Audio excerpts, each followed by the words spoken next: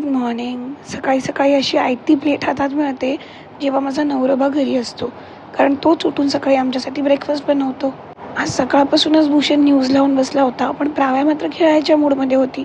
मग डॅडाला न्यूज सोडून तिच्याबरोबर हाईड अँड सीक खेळावं लागलं आणि दोघे मस्त हाईड अँड सीक खेळत होते. तोपर्यंत मी जेवण बनवून घेतलं.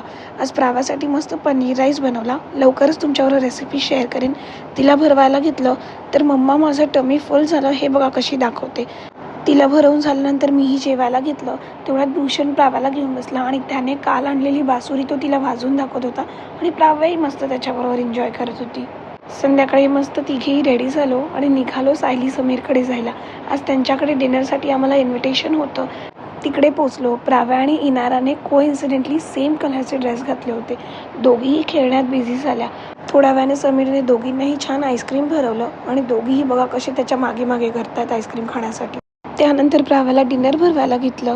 आज तिला बटर चिकन आणि राईस भरवला आणि तिनेही खूप आवडीनं तो खाल्ला.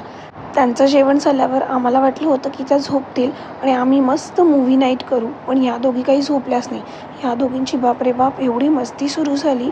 दोघींच्याही डोळ्यावर एवढी झोप होती, पण दोघीही झोपायला रेडी नव्हत्या.